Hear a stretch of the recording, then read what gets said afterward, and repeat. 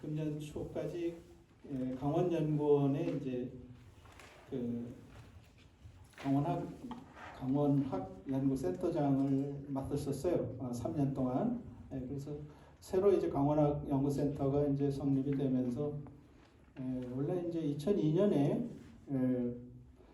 개소를 했다가 2010년에 문을 닫았어요. 그랬다가 이제 2019년에 다시 이제 도에 이제 강원학 연구 지원 조례가 만들어지면서 제가 이제 센터장으로 이제 부임을 했습니다. 3년 동안 강원 지역의 연구, 강원학 연구 센터장 일을 맡아서 했습니다. 이제 그러다 보니까 뭐 춘천에서도 춘천학 연구소도 생기고 지역마다 또 원주학, 또 평창학, 또 속초학, 최근에 이제 우리 동해학까지 지역 연구에 대한 관심이 많아진 것 같습니다. 또 뭐 문화재단이라고 그러나요? 동해문화재단 같이 강릉시 문화재단 각 지역마다 이제 파운데이션 펀딩을 할 수 있는 그런 기금도 만들어서 하고, 그래서 강원문화재단도 제가 한 10년 동안 이사직을 맡았었는데요. 지금 한 200억이 넘습니다만은 처음에 한 10억 가지고 시작을 했어요. 그래서 지금은 강원문화 지원 기금, 무형문화재라든지 문화재 기금 이런 사업들을 이제 강원문화재단에서 많이 하고 있죠. 제가 원장님께 들었는데 우리 동해시도 동해문화재단이 이제 설립이 됐다는 말씀을 들었어요. 뭐 그렇게 늦지도 빠르지도 않습니다만은 강릉시 같은 경우는 이제 일찍이 제1동포가 이제 기금을 출연해서 강릉문화재단을 만들었죠. 그밖에 이제 지금 뭐 양양군도 속초시도 문화재단을 만들어서 각종 문화 사업들을 지원하고 그런 사업들을 이렇게 해나갈 수 있게 이렇게 되어 있습니다.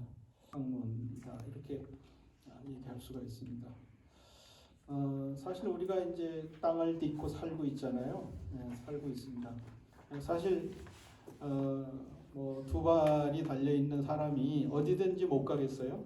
그런데 이제 항상 그래도 자기가 살고 있는 지역에 대한 많은 생각과 또 지역에 대한 애정을 많이 갖고 있죠. 사람들이 이제 삶의 방식을 보면 뭐 지금 뭐 세계화돼서 많이 외국도 가고 뭐 글로벌화돼 있습니다만은 그렇다 하더라도 내가 살고 있는 동해, 뭐 동해 출신이 누가 있다. 아나운서인가 동해 출신이 있고, 뭐 동해 출신의 무슨 계부모님인가 김지민인가 뭐 되게 반가운 거예요. 아 동해 어디 살까 부모님이. 근데 어디 보니까 동해 집을 잘 짓고 뭐 부모님과 함께 산다고 아주 가까운 생각을 이렇게 하게 되더라고요. 동해 출신, 동해 이런 사람들, 동해 사람들의 문화 이런 생각을 하게 되는 거죠. 사실은 우리가 살고 있는 삶의 공간이라고 하면 동해라고 하는 그 지역이죠. 사실 지역을 그렇게 소상하게 잘 알고 있는 사람도 많지는 않습니다. 그저 거기다가 발을 딛고 공간 속에서 살고 있지만 이제 그게 그 삶의 어떤 그 보람이나 의미를 주지는 않아요. 내가 그냥 동해 뭐 생계를 위해서 뭐 살거나 또는 어떤 뭐 직장 그죠? 뭐 해서 동해 산다고 해서 다 동해인이라고 볼 수가 있을까요? 그렇게 생각해 보면 뭐 주민등록상 동해 사니까 내가 동해인이다. 물론 그렇죠. 투표를 하거나 어떤 권리를 행사하거나 그죠? 동사무소 가서 거주지명을 쓸 때 그죠? 은행 가서 주소를 쓸 때 내 동해시 뭐 망상동이다, 청곡동이다, 부곡동이다, 그죠? 이렇게 쓰게 되죠. 그러면서 우리는 한번 생각해 보는 거죠. 내가 동해 사람이 맞구나. 내가 지금 동해에 살고 있구나. 네. 그럼 동해 바다에 사는 게 아니죠. 그죠? 네. 동해라고 하는 지역에 살고 있구나 할 때 우리의 생각은 좀 달라지는 것이죠. 예, 그렇게 본다면 그 지표면 일정한 공간 속에서 토대로 해서 동해가 사실 시가 될 때는 10만 그죠? 10만이 되면 시가 되니까요.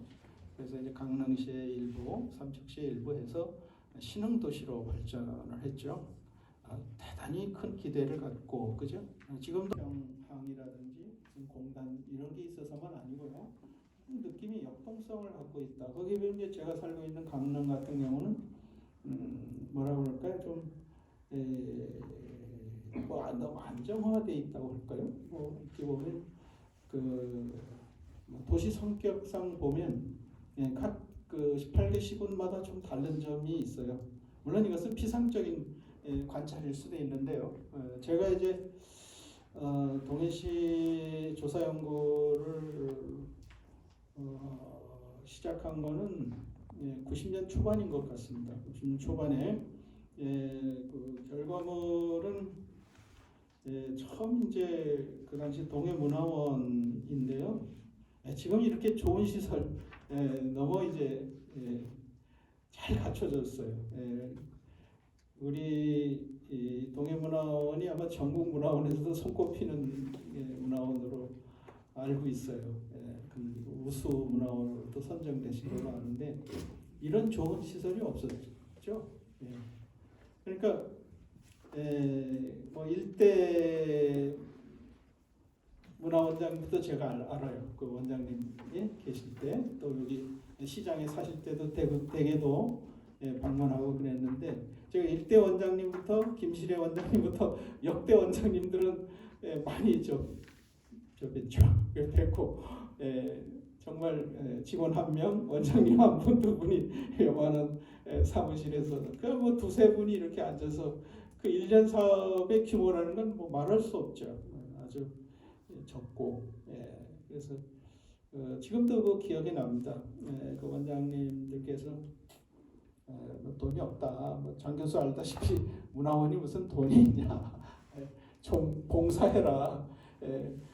그랬어요. 그래서 이제 뭐 봉사 차원에서 또 제가 이렇게 현지 조사하고 그러면 그 지역분들 좋아하시고 또 저도 배우는 게 참 많아서 많은 보람을 가졌습니다. 첫 번째 문화원에서 낸 책이 그 동해시 망상동 기층문화라는 책일 거예요.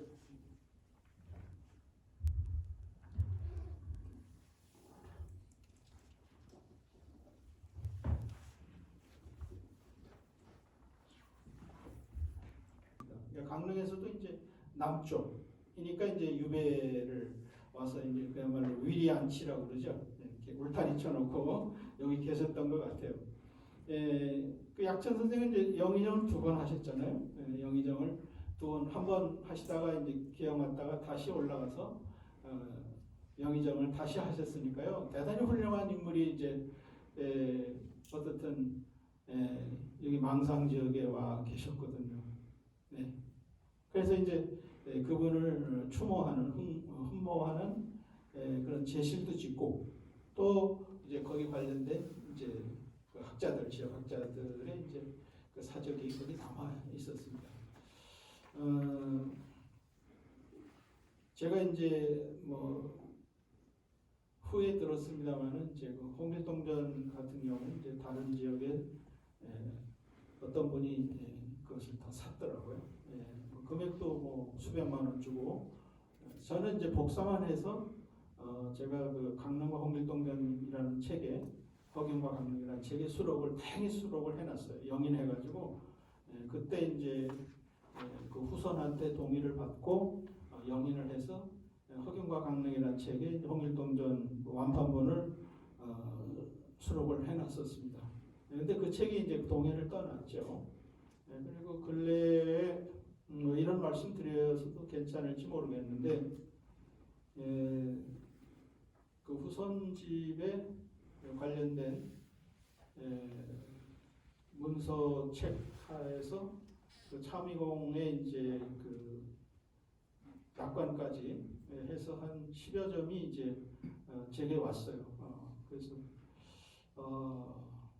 거기 보니까 이제 그 염전했던 그쪽에 노봉 그쪽에서 염전했던 염전기에 관한 기록도 있고, 그리고 그 망상 일대에 대한 그러니까 3대에 걸친, 그러니까 그 차무공하고 그 후손 3대에 걸친 자료들이 일괄로 이렇게 심지어는 이제 망상 그 개척까지 있었어요.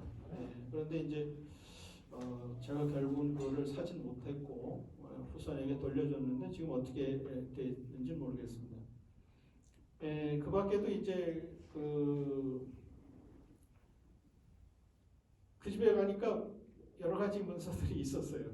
있었고 여기 자네 대문화원장 하시던 그 홍 원장님 그 일가들, 그 친척들, 또 강릉 김씨 집안의 그 집안에서도 많은 그 문헌들이 나왔습니다.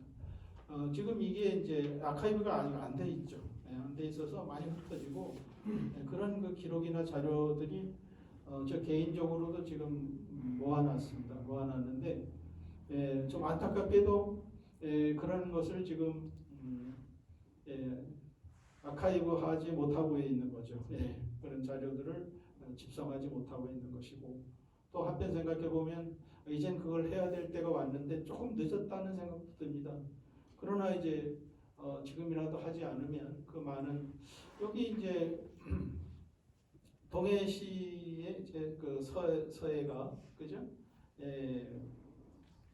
서해가가 여러 분 계셨죠.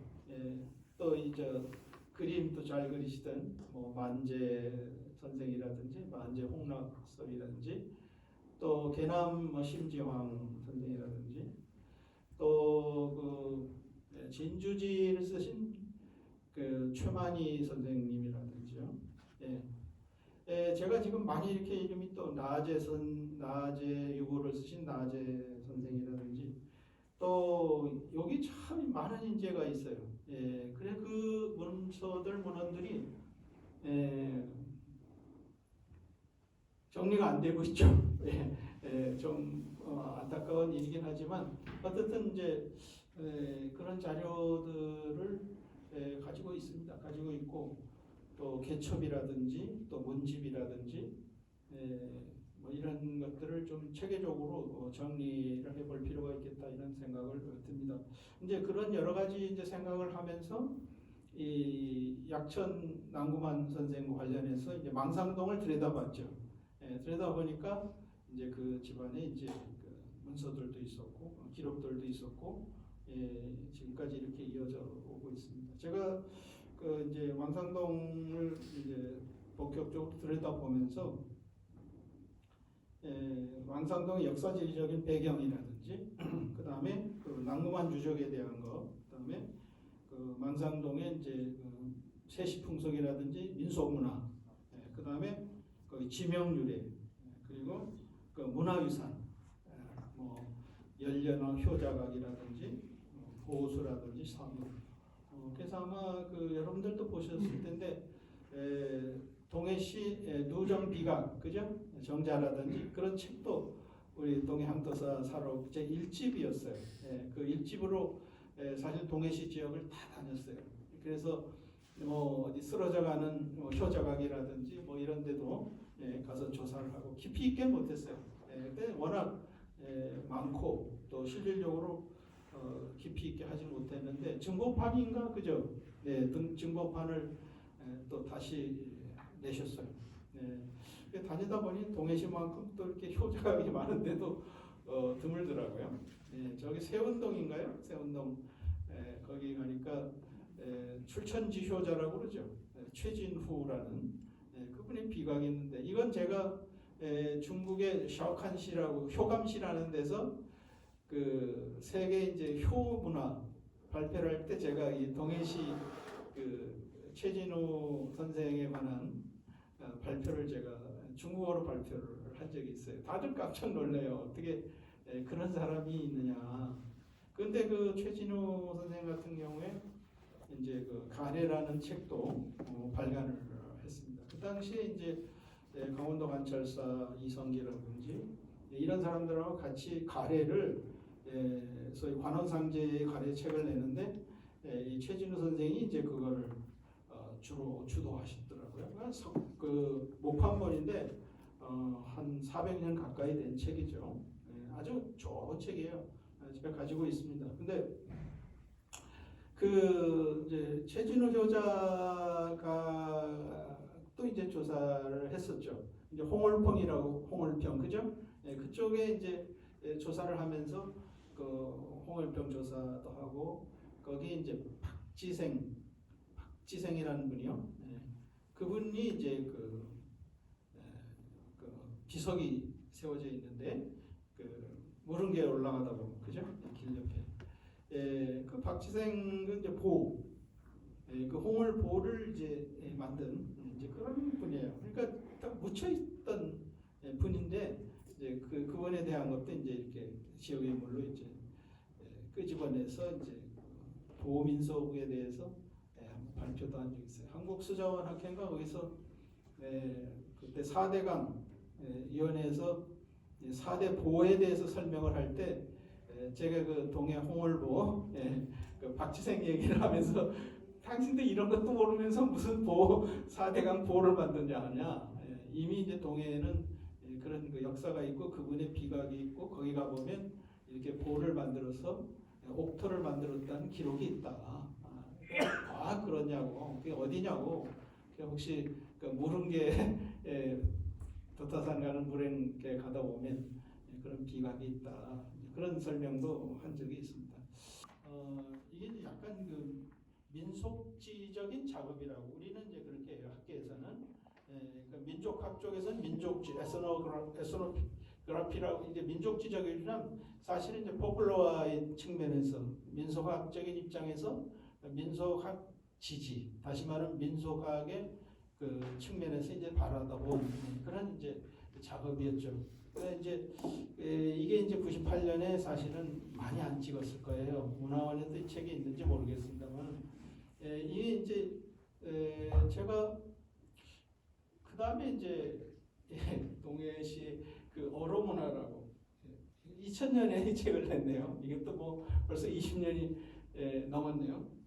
동해시 그 바닷가를 다 뒤졌어요. 뒤졌는데 이것도 많이 안 찍었어요. 이런 책들 좀 다시 복관하면 좋긴 좋겠는데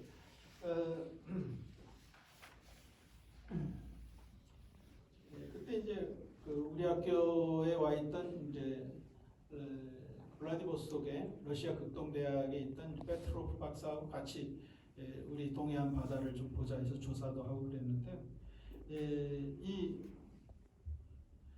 대진동, 어달동, 묵호동, 천곡동, 추암동, 구미동, 망상동까지 어천 관련해서 뭐 어천의 세습풍속, 신앙, 어로 방식, 관습, 의식주, 전설, 또 민요, 또 별신구.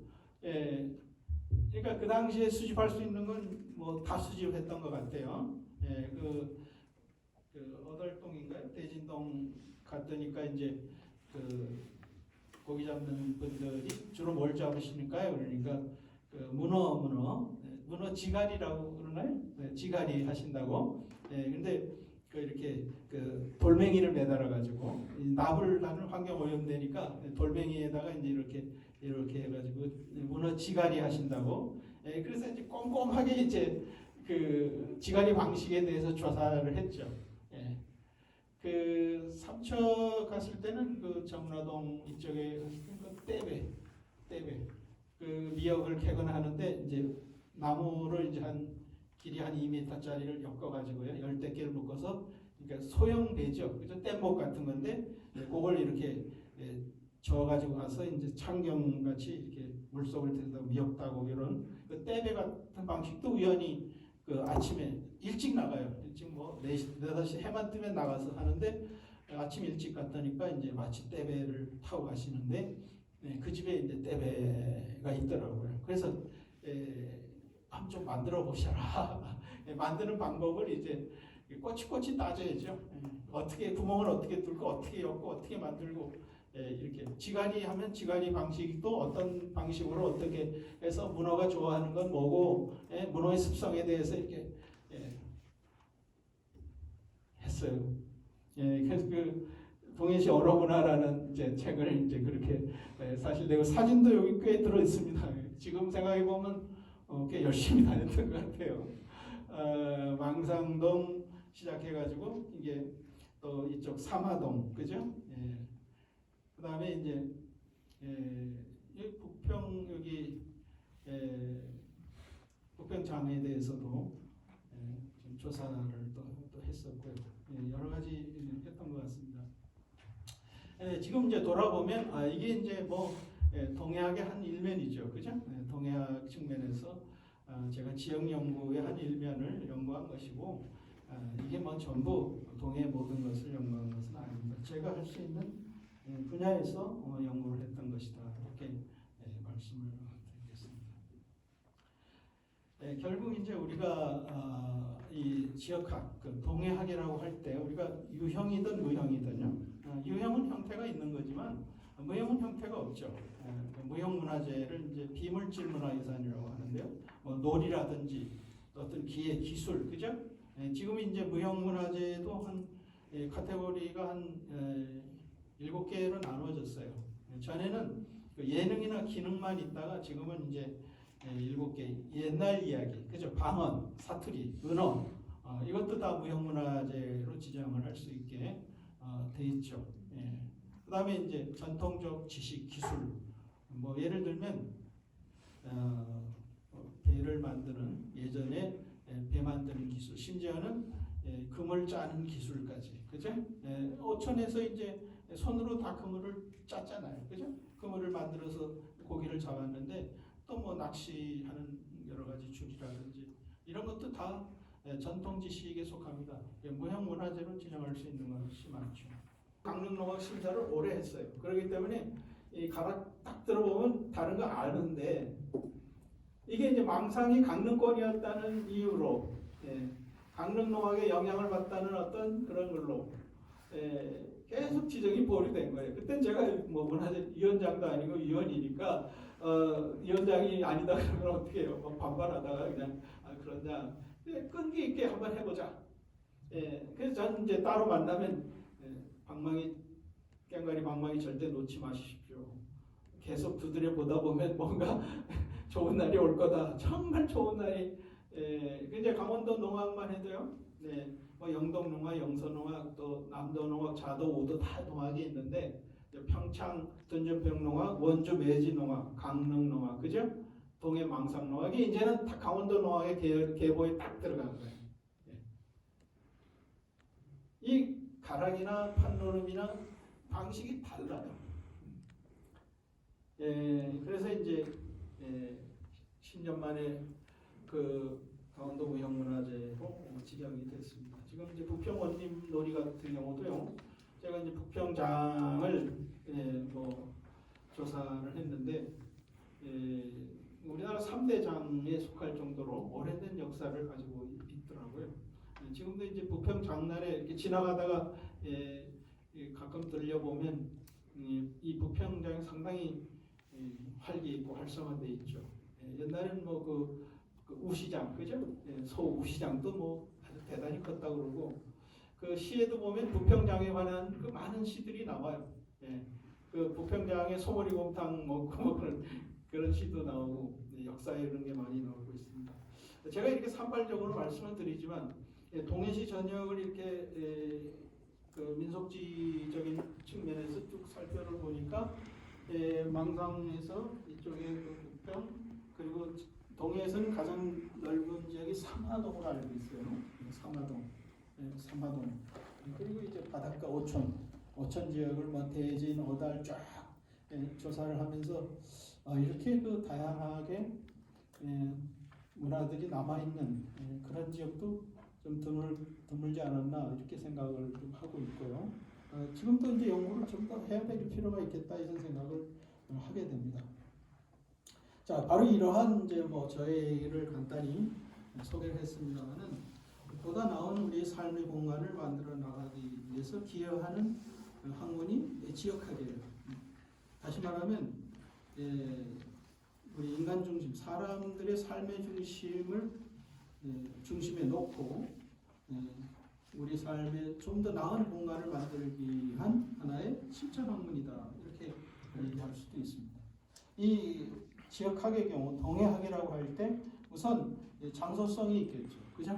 우리 강릉은 강릉, 동해는 동해, 속초는 속초, 삼척, 이 지역에 동해가 또는 삼척이 소위 합병이 된다 하더라도, 그죠? 앞으로 어떻게 될지 모르겠습니다만은, 자, 동해시가 될지 삼척시가 될지 또는 뭐 동삼시가 될지 삼동시가 될지는 알 수가 없어요.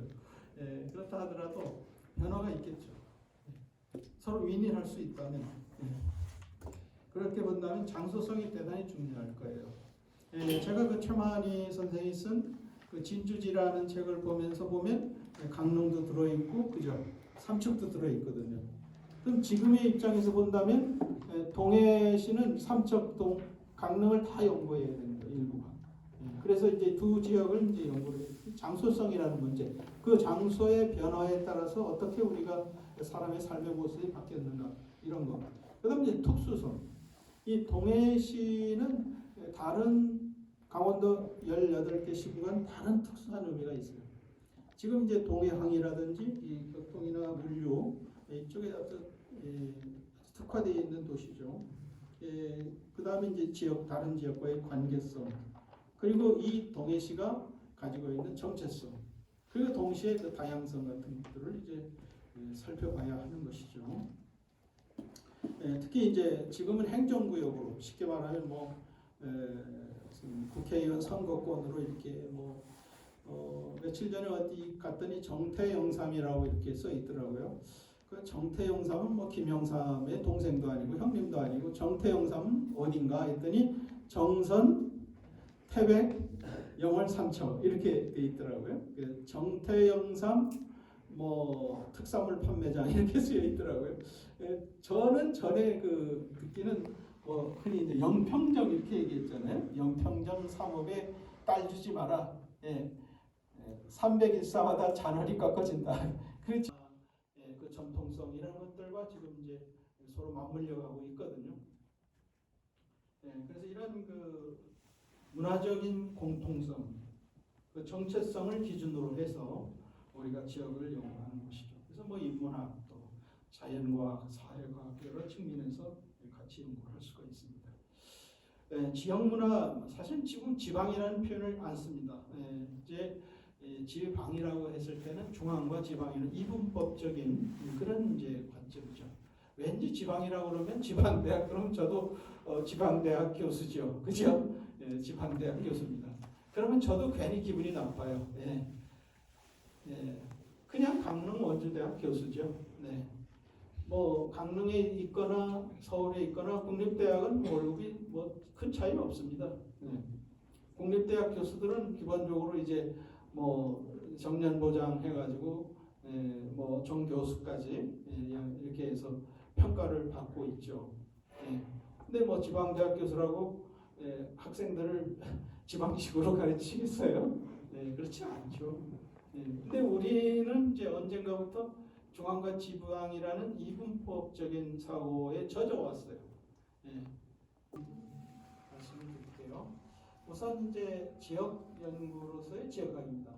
오늘 우리 이제 향토사 전문가 과정이잖아요. 바로 이제 여러분들이 동해학의 어떤 선발대로서의 중요한 역할을 할 수 있는 분들이에요.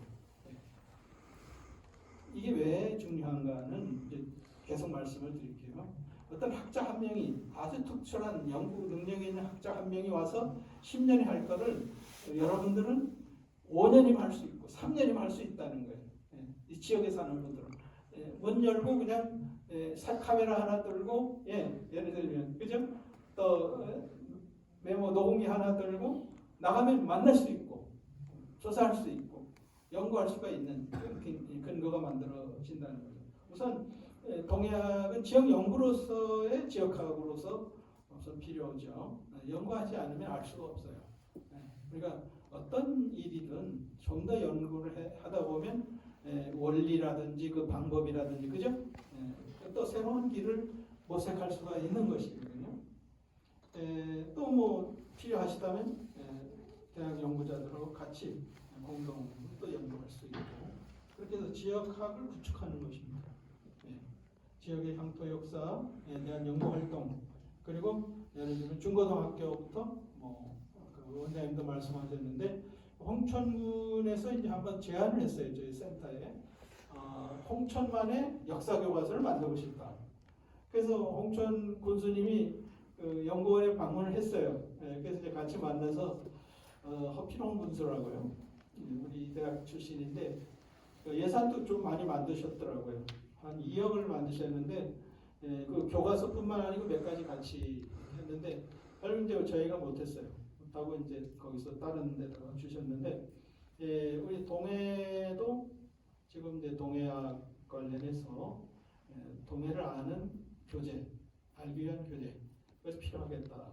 그리고 강원대학교는 강원학 그 교재를 만들었어요. 그래서 교양 강의도 지금 하고 있습니다만은 그래서 이렇게 본다면 어떤 학생들도 그죠? 연구 활동 같이 참여시킬 수가 있는 것이고 또 그걸 배울 수가 있는 것이고요. 또 전문가로서 연구 활동을 할 수가 있는 것입니다. 지금 여러분들 가운데는 우리 윤 선생님이나 우리 여러 선생님들 이미 많은 성과를 갖고 있어요. 또 많은 사진도 우리 선생님도 자료를 갖고 계시고 또 여기 지금 우리 시장님도 계시고 여러분들 계신데 저는 그 여러분들이 갖고 있는 그동안의 그 경험이나 또 지식의 어떤 역량으로 볼 때 이 향토학에 대한 연구 역량을 모으면 좋은 결과가 나오지 않겠나 이렇게 생각합니다. 두 번째는요, 지역 학습으로서의 지역학이다. 이렇게 아까 야마가타 현의 얘기를 했는데요.